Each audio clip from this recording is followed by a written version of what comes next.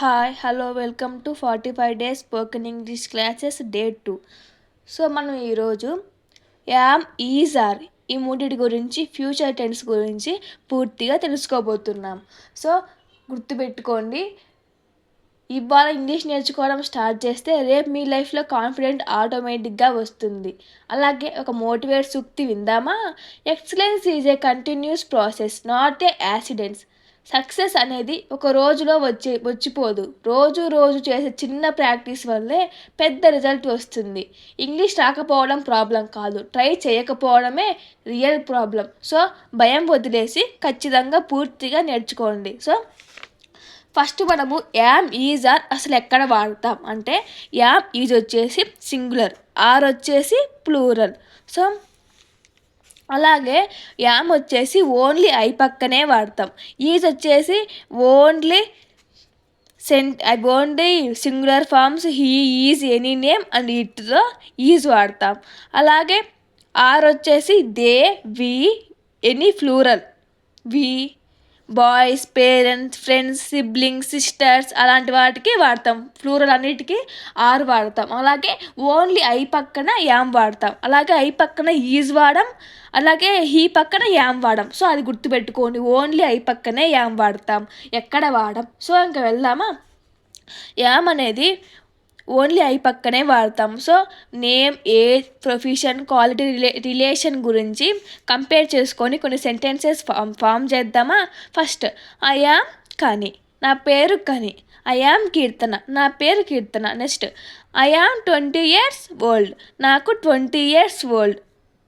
Next profession I am a writer. Next quality I am a genius. Next relation I am son of Satyanarayana, I am daughter of Satyanarayana. Am అనేది only I పక్కనే వాడతాం, గుర్తుగా అది మంచి గుర్తు పెట్టుకోండి. Next he's వచ్చేసి ఓన్లీ సింగులరే వాడతాం, he, she, any name and it.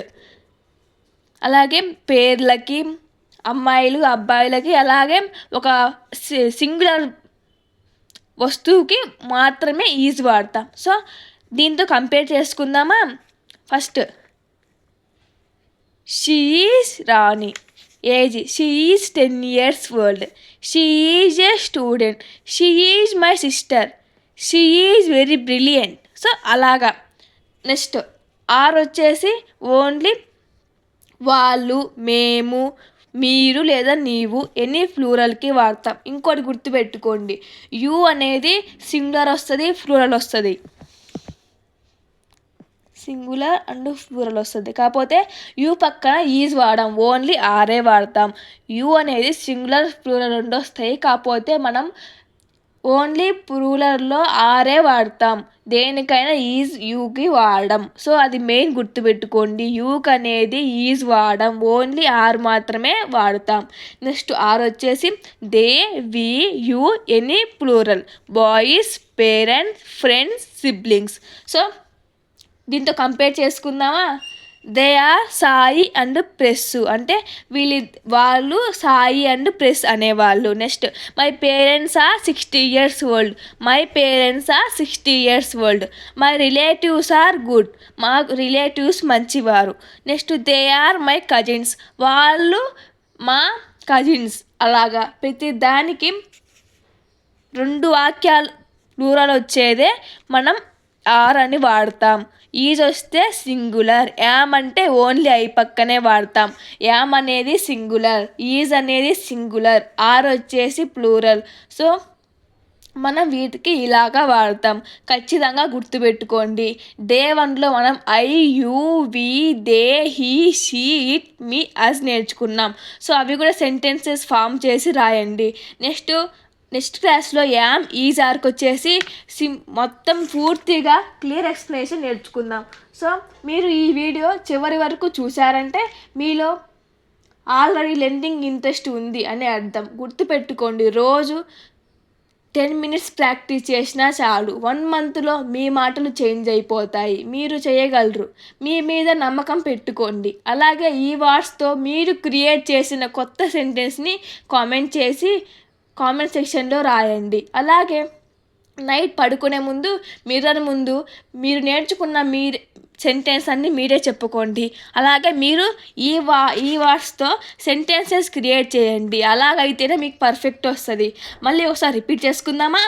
Yam అనేది ఓన్లీ సింగులర్, ఈజ్ అనేది ఈ రెండు మాత్రమే సింగులర్ యూజ్ చేస్తాం. ఆర్ వచ్చేసి ప్లూరల్, యామ్ వచ్చేసి ఓన్లీ ఐ పక్కనే వాడతాం. హీ షీ అనేది ఓన్లీ ఈజ్ పక్కనే వాడతాం. ఆర్ అనేది plural, they we you and any classroom. ఇంకోటి గుర్తుంచుకోండి, మనం చిల్డ్రన్ని చిల్డ్రన్స్ అని రాయకూడదు.